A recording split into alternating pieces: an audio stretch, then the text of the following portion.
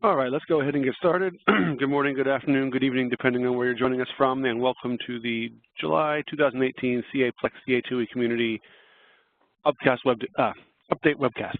Sorry about that. For those of you who do not know me, my name is Len Thompson, and I am CA's Community Manager for all of our mainframe communities, as well as the Plex and 2E community. I'd like to welcome you. Before I hand you off to Mark O'Brien, just want to quickly cover some housekeeping things. The most important thing is if you have any questions along the way. We're going to hold all questions till the end just to make sure that our presenters can get through their content. But if you are in the audio broadcast, which it looks like most of you are, rather than the phone line, I would ask that you please use the Q&A box right in the WebEx to ask your questions. If you don't see that Q&A box in the lower right of your screen right now, there's a question mark icon in the upper right that you can click on. It will open up for you. Please feel free to use that throughout the session. And like I said, at the end, we'll make sure we get through as many questions as we can before our time together has come to a close. And with that, I'm going to hand you off to Mark O'Brien from CM first. Take it away, Mark. Hey, hello, everyone. I'm your host, Mark O'Brien, the director at CM First Group. Thank you very much for registering for today's webinar on which we'll be covering the latest news and updates for both the CA Plex and CA2E. We've got a lot of ground to cover today, and so I'm showing you the agenda slide right now. So along with CA Communities Organizer Len Thompson, we've got Vijay Kumar will be talking about detailed product updates and latest roadmap adjustments for both Plex and both CA2E. That will be followed by a lightning talk, number one, by Jonathan Bolton, Consuming a REST Service. Lightning talks are very quick, 5-minute technical demonstrations. Lightning talk number two will, by Eamon Foley, be talking about screens. And then we'll have a Q&A period at the end. Have the next slide, please. The one thing I wanted to see, a couple of my housekeeping things that are important are that our community sponsors are offering a US $25 gift card to any customer speakers who will deliver a lightning talk on the topic of their choosing. And I'm putting that out there. I want to thank Jonathan very much. And you know, many of you have got a lot of industry experience, and we'd love to hear you sharing on particular things that you've done that could really make a difference. Or if you want to recommend someone as well too. That it's all good stuff. The other area on the next slide that I wanted to cover is that we are planning the process for the 10th Worldwide Developer Conference, which will take place in late spring of next year. It's really not that far away, and Christopher Heinrich and A.B. Lugaville are working on that, and we need input and assistance from the community from the location right on out. We'll be developing a survey to go out for all people who are either confirmed to come or are very interested in coming. And so we'll be putting that, getting that together and putting that out for you as well too. And then if you have any questions about that, please save them for the end of this event. At this point, I want to introduce our main speaker for today's webinar, and that'd be Vijay Kumar, who's going to talk about the road ahead. Take it away, Vijay.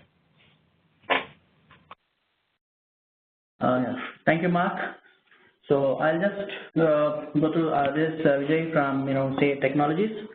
So I'll just go through what is our future plan from for next 6 months to 1 year of time. Right. So this is just a legal listing application, and yeah. So what we are planning for next 6 months. So right, currently what we are working is that we are working on the 2E 8.7 cumulative PTF-A. That is the first PTF which we are currently working on, which is consisting of around 50 plus fixes. So it's already in progress. Probably in a month or so. So we are going to release this PTF. And then we are going to start Plex 71 cumulative 3 PTF that we have already done 1, 2, and this is the third one, and wherein we have 30 plus fixes in this. So I think most of the features, I mean, till now what we have done. So all the fixes we are going to cover in this particular PTF, and then we are planning to have one Plex release, so that we have few features identified, and we wanted to deliver these particular features. We are just we are just planning to deliver it in a in a shorter mode, like in a continuous delivery model. So this time onward, so this, I mean, we are thinking, whether we have to go for a major release or as a continuous delivery model, that is for every 3 months or so, we will release it as a feature PTF, right? So that it would be very easy for all to get the things within a shorter time, and as well as it eliminates all your installation overheads or upgradation overheads. So this one strategically we are thinking, and we wanted to do it in that way. So but still we are we are contemplating on this. So we'll get back to you on this and how we are going to deliver these features. And so we are planning for Plex and as well as 2E continuously one after another to release these new features. So just moving to next thing, so I just have the roadmap, which the features which we have identified already, and so in the 7.2.1, so we have given the major features, that is SQL, .NET, and other things, Java and other things.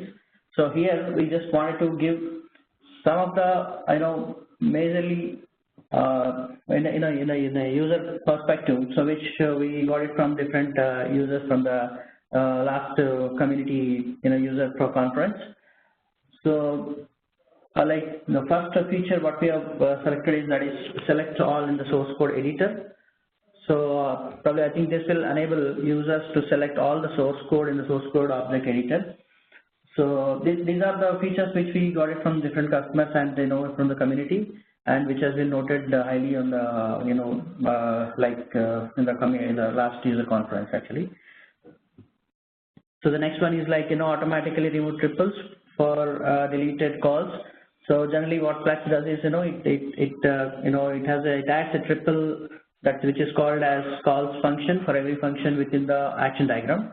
So as of now, deleting the function with within the action diagram does not automatically delete the corresponding calls function triple.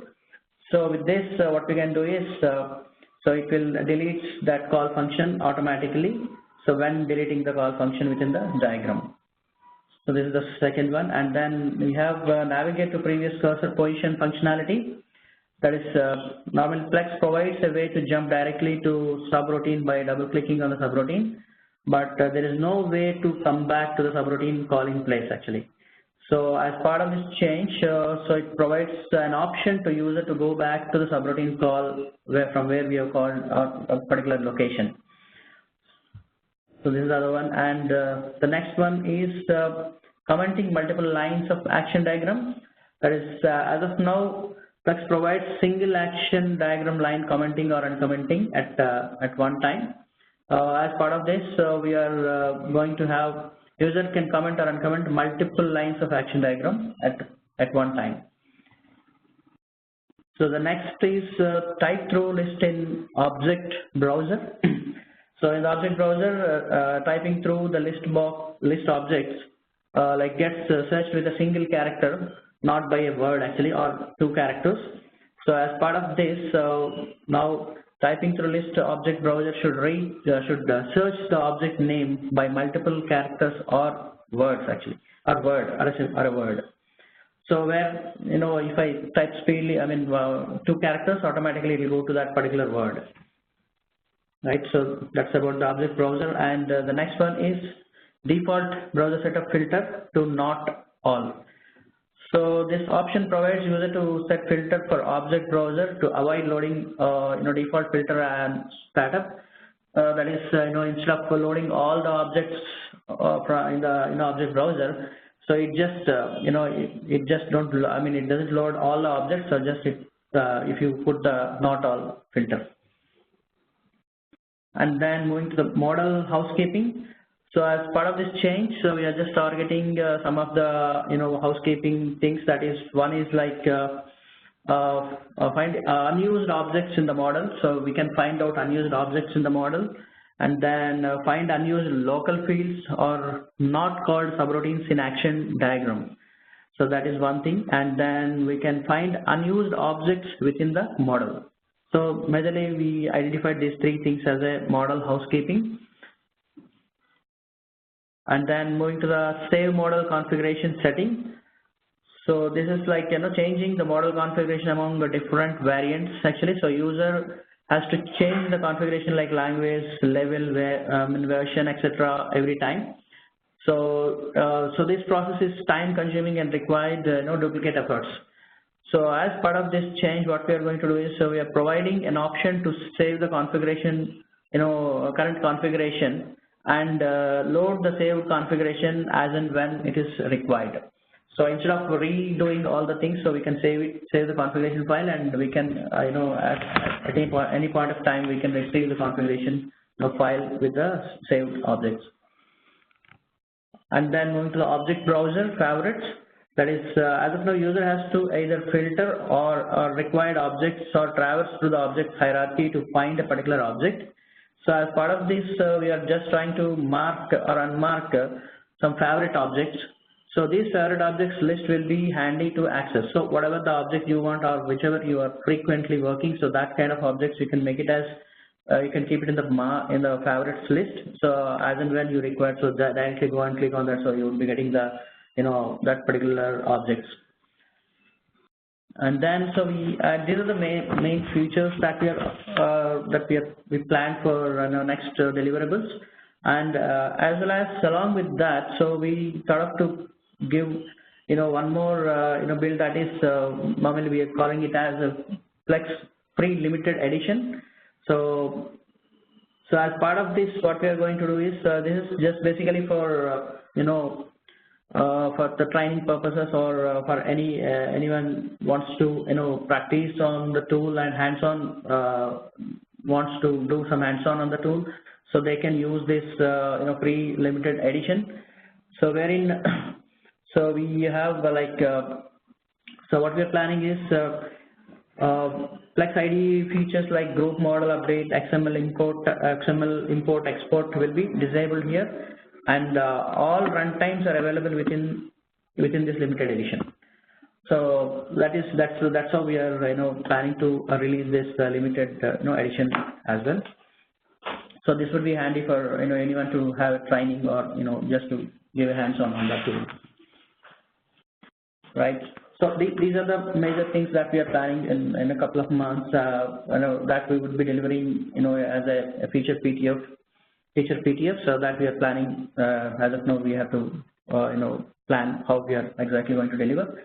So apart from that, so what we have planned, after all these things, we have a few more things in the list, that is 64-bit support. So this is a major thing that we are planning. So that is, as of now, Plex IDE runtime and generated applications supports 32-bit architecture. So now we are planning to support 64-bit architecture for IDE runtimes and generators, all the three, in a single time.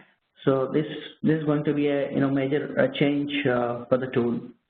So I think that this would be very useful for all the customers currently, because all the OS and everything is coming with a 64-bit architecture right now. And then we have a few more things, that is adding native string handling routines. So as part of this, we are looking at adding new string handling routines within patterns to enhance the developers' productivity. And so we are identifying few routines, string handling routines, so which can be useful for the developers. And after that, we are planning in the adding enhanced support for SPL on IBM I. This is like right now Plex supports only DDS. So as part of this, we are planning to support for SPL on IBM I. So this would be also very useful feature for in the database perspective. So these are the major things that we are planning for the next 6 to 1 year. So just moving to the next one, that is 2E roadmap. So we already released the 2E 8.7, and now we planned a couple of things in the 8.8. That is, it could be an 8.8 new release, or it might be again, as a small, as a PTF, a feature PTF, like continuous deliverable model. So in this, first one is that make it easy to consume web services by having meaningful names in Wsdl. So this would make easy for external web services client developers to consume CA2E web-based web services more easily. So it is currently it is very difficult for external web service client developers to consume web services exposed from CA2E.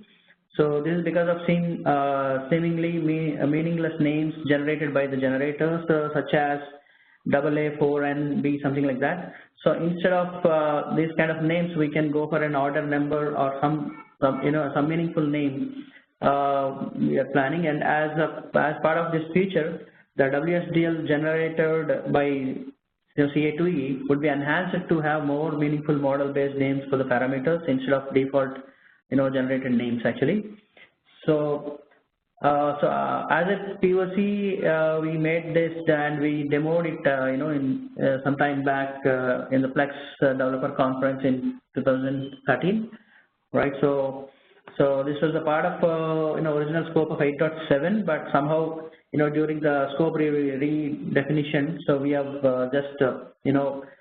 we decided to move it to the next release.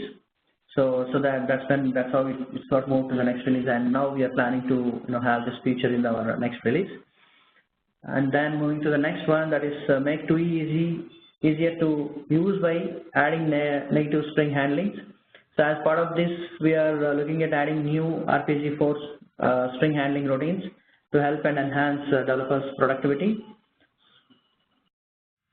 And then improve SQL support by adding enhanced support for SQL. So in this, we identified the 3 things. One is optimize for nrows. So optimize nrows is like, as part of this, we are looking to add this new optimize for nrows clause. So this new class can help optimize the time for retrieving data quickly. So this was part of the original scope as well, but somehow, in the redefining the scope, so this has been moved to the next release. And again, next one is the partitioning support.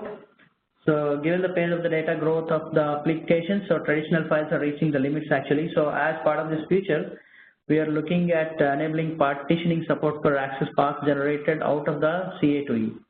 So that much larger amounts of data can be stored compared to current traditional limits. So this is also a useful feature that we felt. And then so the next one is data access by file type. That is RLA for DDS and SQL for DDL or SQL files. So as part of this, efforts are enabled to more granular database access generation. So RLA for DDS and DDL, and as well as SQL for DDL or SQL tables. So based on individual access path generation models. So currently it is possible to decide on the mode of the database access in a function only at a function level and not at individual access paths. So just we are trying to define it. And then just moving to the next one, that is REST enablement architectural runway. Right, so this as part of this,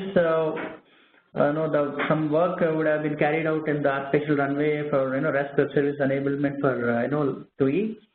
So the possibility of deploying REST web services and a framework for the same would be looking at in this. So we have already done a POC, and this we have presented in the last last year Plex Developer Conference, right? So Plex Developer Conference in US in 2017. So we have done that POC, and now we just wanted to implement in our next release. So this is what immediately we planned, and we are we are going to work on in our next future PTFs or in the next release. So and then after completing all these stuff, so we are planning to move to the next things that that's there in the 8.9 that. So it could be 8.9 or any other number, but just as of today we just plan it in that way as a next release. That is web option enhancements. So web option enhancement web option to generate HTML5 apps. So that is one thing we have identified. That is currently TUI web option generates HTML4. So as part of this we are looking at generating HTML5 pages, so that we can have browser agnostic and platform agnostic web pages for web option. And then web option server enhancements. That is currently CA2E web option allows for a maximum of 500 web option servers. So as part of this, we are looking at increasing the number of web option servers and also improve the session allocation algorithm that web option uses to be more optimized. So these are the two things in the web option enhancement. And moving to the next one, that is improve SQL support by handling enhanced support for SQL. So in this we have two things, that is select by column name. So the select by column name is like currently DDL or STL, we do not have an option to select by column name. So we can only do a select star from. So that's only that class we can give. Only that's the thing what we can do. So as part of this, what we are doing is we are intent to have enable select class to select different specified fields. Specified fields, whatever the fields that we want. So we can mention the field name, and then with that, so in turn we can improve the fetch performance of the database. And then we have a custom views. So where in custom views, we do not have the option to generate only views with the current STL generation. So customers have been looking to have the ability to generate only views. So as part of this, it is intended to provide this ability to generate only views. So that's what we want to achieve with this improve SQL support. And moving to some customer enhancements. So currently we are just still gathering some customer enhancements from the communities and other ways of enhancements. So whatever the community idea wall enhancements that we have, so those things, and if we get any more things in the future, so that we would be considering in this customer enhancement. So right now nothing has been identified in this section, but we have opened the section, and we are just trying to put something over here. And the next one what we have is REST enablement again. So this is a major and important feature that we identified. So as part of the earlier architecture run, we worked done as on the RESTful web services support in the CA2E. The enhanced IWS scripts were utilized to deploy RESTful web services to the IWS, that is integrated web service. So this needs a lot of design inputs from the developers, and we have to enhance, could be tedious, but however, so IBM is working on a more simpler method of deploying RESTful web services using the SPCML program called markup language directly. So this could potentially be easier to the developers. So it is the intent to use the simpler support mechanism for implementing RESTful web services supporting TUI as well. So still we are working on this, and we are waiting for IBM to implement that feature, so that we can work on the RESTful web services, which will get, we can get more benefit out of this. So these are the major features that we have identified as of now for Plex and as well as TUI. So we are planning to have this, as I mentioned, so continuous delivery model, and we wanted to reach all these features customers as soon as possible that we develop and design and develop. So that's the reason why we are planning for a continuous delivery model. So that it could reach you in a so fast and in a speed manner, and as well as it would be easy for the customer to deploy and install without the whole migration stuff. So that's what we hope so, and yeah, that's all I have currently. So any questions that we will take up in the last end of the call. Thank you. Great, thanks very much, Vijay. A lot of information there. Next up, we've got Jonathan Bolton, who's going to talk about our first lightning talk. And we're just writing out the console here so that Jonathan gets control, and he'll do a live demo. Thanks, Jonathan. Good morning, everyone. I'm Jonathan Bolton with C&D Technologies. I assume you're seeing my screen at this point. I haven't been told that I'm sharing. Yeah, Jonathan, we actually aren't seeing it at this point. Hold on one second. Okay. All right. You have the ball. You need to go up to share, and then there you go. Here it comes. Okay. Very good. Okay. Now we can see. So let me begin. And this is, if I can get rid of this thing. No, not that. Okay. That's good. Yeah, it looks good now. Oh, it does. Okay. I'm not seeing, there's my screen again. Okay. Calling RESTful JSON services with CA2E. And why is it not responding? Okay. Folks, this is the first time I've done this. Maybe this will work. The purpose of the presentation is to demonstrate how advanced technologies can be easily integrated into a CA2E data model. And the web service being consumed, I'm going to demonstrate, is an actual production web service utilized daily by my company to add LTL freight charges to customer shipments when the freight terms are prepaid and add.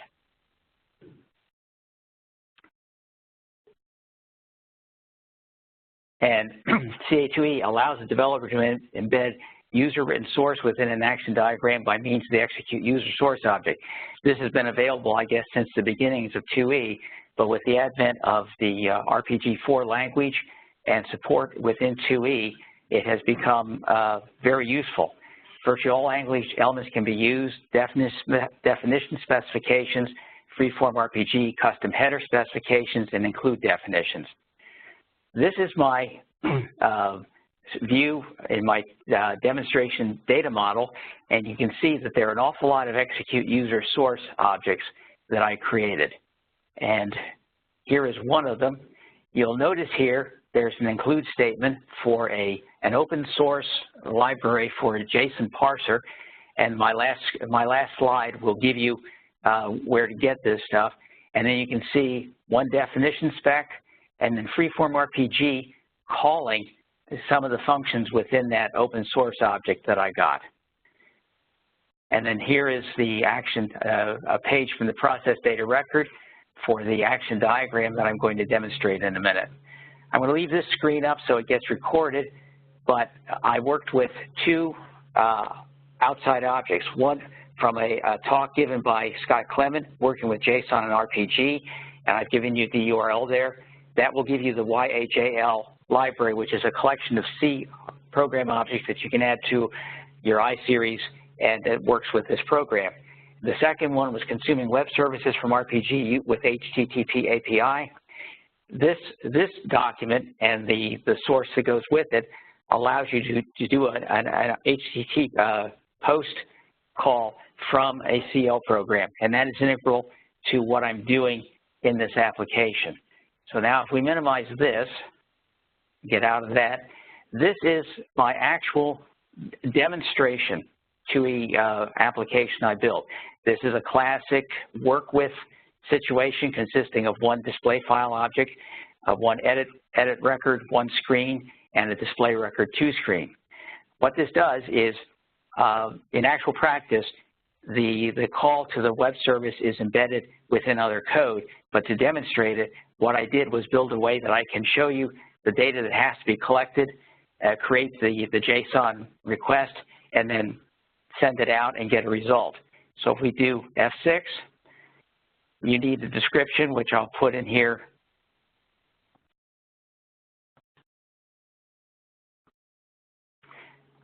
the carrier SCAC code, this is an industry standard code.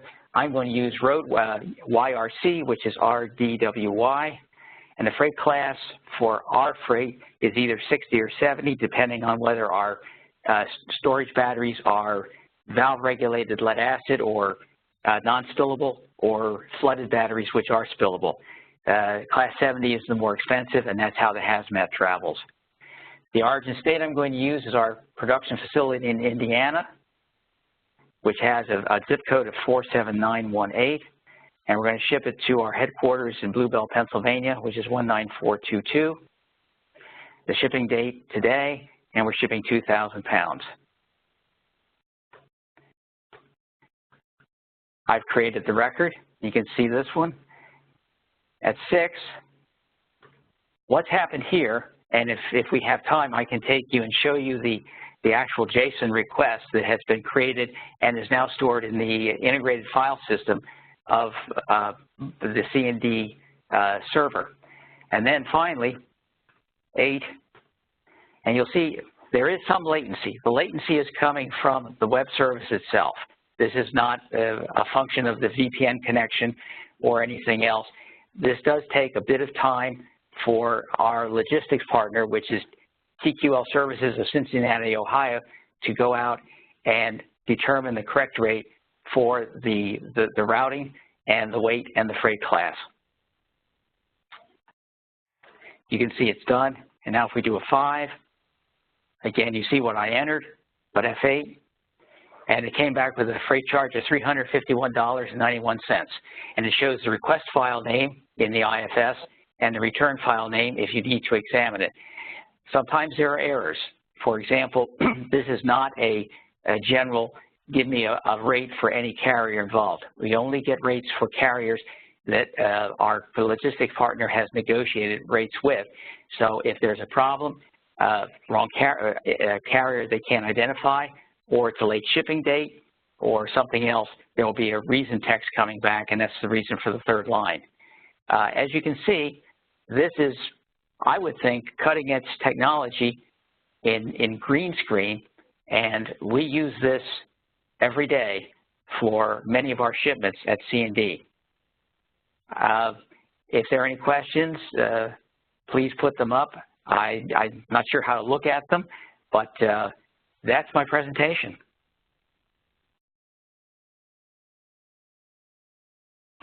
Hey, great job, Jonathan. Thank you very much. It was quite insightful. Next up, we've got Eamon Foley, another lightning talk, and we'll be a short delay here while we transfer control of the screen from Jonathan to Eamon. Here we go. Okay, can I see my screen? Advanced screen attributes. Yes.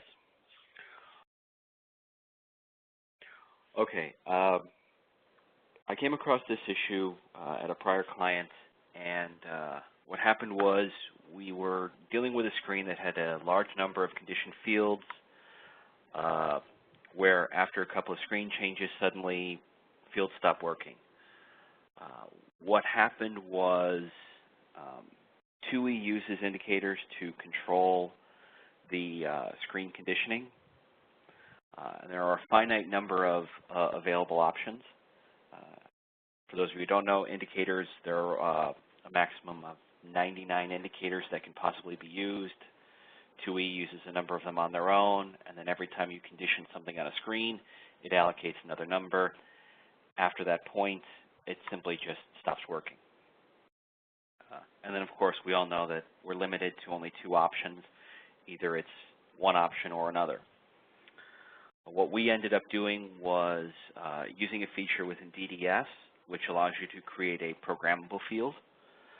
Essentially what this does is the condition on the screen is essentially externalized. It's controlled by another field.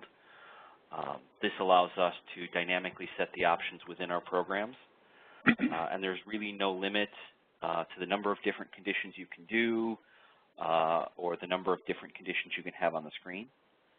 You're pretty much limited by the screen itself. So when you're setting up to do this, there's a couple of one-time setup things. The very first is we have to set up the conditions themselves. There's a maximum of, I believe it's 64 conditions that are currently defined in DDS. They all have a specific hex value. So what we did is we set up a single user source program that contained all of the hex combinations and allowed us to pass in what combination we wanted, and it would return to us the hex value that we need for that color. This way we only had to have one program that handled everything, and if there were new conditions or if anything new comes up, we only have one place to go to make the change.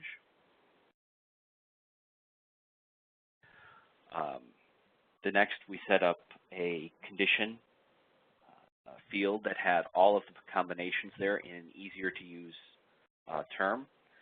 If you look, they're all pretty much laid out the exact same way you see them on the screen condition fields. So for example, I've got pink underline reverse image, pink protected, just red, red blinking, red reverse image. As I said, there's 64 combinations that I'm aware of at the moment. The next step is we actually set up the programmable fields. For this example, I've just set up one that's to be used on a detail screen. And I do that by creating my field that's going to actually be the programmable one. This is the one that's going to control what condition. So whatever hex value gets put in this field is going to tie to an actual field on the screen, and I'll go through how that works. Then I have two internal functions. These are actually DDS source code, and one is to tie the two separate fields together, and the other one is actually to make the DDS field be programmable, because it doesn't do that natively, so we do a little trick with that. The first line is attached to my field, and essentially what I'm saying is that this display attribute is actually whatever value is going to be in a particular field. And then the DDS source that's attached to the programmable field. And for those of you who have worked with scan and replace in sign-on before, you'll recognize it's actually going out and searching for the line, and it's converting that field to be a programmable field, which is just an attribute of the DDS. So essentially, putting it all together, I add my programmable field to the screen.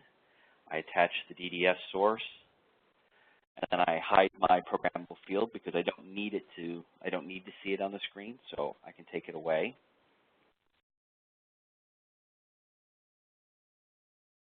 And as an example, I've got, this is my programmable screen. I can pick different text, different colors, and it doesn't matter which ones I pick. These are input capable. I can also do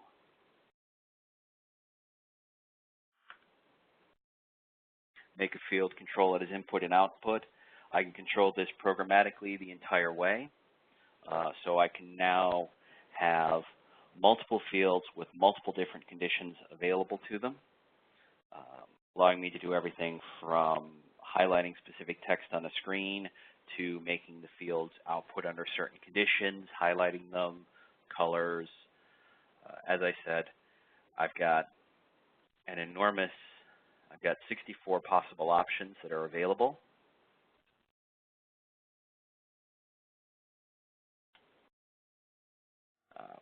This is the original screen,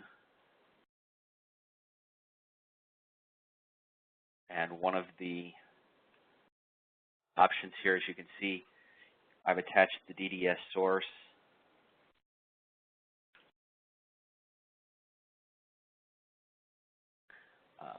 It's a fairly simple process, but it opened up an enormous number of options for us on our various screens, enabling us to have more color, more control, and just make it easier and overall for our users to work. As I said, it does use a little bit of user source, but I am not by any means an expert at user source, so I tend to be, if I'm able to use it, I think just about anybody can use it.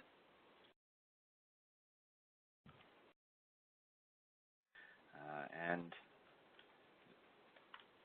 I can even make things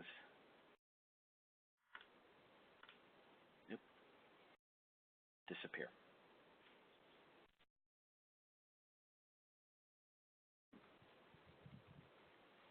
And that's actually all I've got. I will, for anybody who wishes to email me at CM First Group, I will be more than happy to provide source in 8.7 or 8.6 that you can copy this for. So I will make that available to anybody who wishes to have this so they don't have to try to reinvent the wheel. And that's it for me. Great job, Eamon. This brings us to our last section, which is basically some Q&A. We do have several questions coming in from the audience. One of them, I think this is for you, Vijay, is will the Plex 7.2.1 PTF 003, will that fixed list be available? Fixed list for 7.3 PTF, right? So, yeah, right now we are in the process of gathering the fixes. So, yeah, it would be available maybe in a couple of weeks. Okay. Yeah. Maybe after 2 weeks it would be available. So still we are gathering. Okay. So the release date for end of July looks pretty solid at this point.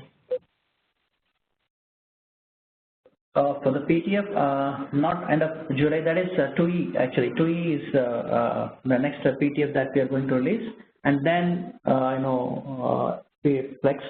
So it would be next after one more month. It takes 1 more month. Okay. Yeah. It'll be a little bit longer than that, probably the end of August, more likely. Okay. Yeah, August, end of August. Yeah. Okay. So anyway, so that's a good clarification there, and then the Plex 7.2.1 PTF 003 fixed list. Actually, the question was, will it be available before the final release of the PTF itself for checking the impact of the fixes? So yeah, generally commonly made available. Yeah, generally it won't be available. I mean, we are not making it available. Generally, that's not the process that we follow. So, but whatever the fixes till now we have, so that would be available with the PTF. That is assured. So till now, whatever the fixes, I mean, from the cumulative PTF 2 to till now, whatever the fixes that we have, so that would be available. Okay. Yeah. And then one is the release, I don't know if you handle this in your presentation or not, that is 2E 8.7, the cumulative PTF. When will that be ready? Yeah, that is, tentatively July, end of July, or it may go to mid of August. Okay. And what about GA for 2E, CA2E version 8.8? Yeah, 8.8. It will take some time because we are still contemplating on how to release the deliverables. That is either continuous model or as a complete release. So yeah, definitely it will take some time, that is more than 6 months from now. So it will not be the end of the year. Could it be Q1 or Q2 in 2019? Maybe for our conference? Maybe for the conference, if we plan to release as a short-term this thing, so maybe we can come up with 1 or 2 features with that. So that's what we are planning. So by end of this year. Yeah. Okay. So some of the features could be implemented before the end of the year, and it should be a full 8.8 by the time of the conference next, which is about 9 months away. Yeah. Okay. We can plan that. Yeah. Very good. Len, I don't see any other questions from the audience, so I'm going to turn it back over to you. Yeah, those are all the questions that I see. Just a reminder for those of you who may or may not have joined one of these before, I am recording this session, so the replay will be available out in the community in the next day or so. If you have any questions that come to mind after the fact, please feel free to ask them in the community, either as a comment on that posting or just out in the community in general, and we'll make sure that we get answers for you as fast as we can. I think that's all I have, so I think we can go ahead and wrap up. So Mark and Jonathan, everybody, thank you very much. Vijay, thank you as well. And to those of you who gave up your time today to listen to the presentations, we also appreciate your time as well. So I'm sure we'll huddle soon to discuss when we're going to do the next one of these, and we'll go from there. So thanks very much, everybody, and have a great day. Yeah. Thank you. Everyone, and enjoy your summer or your winter if you're in the Southern Hemisphere. Thank you. Thank you. Yeah.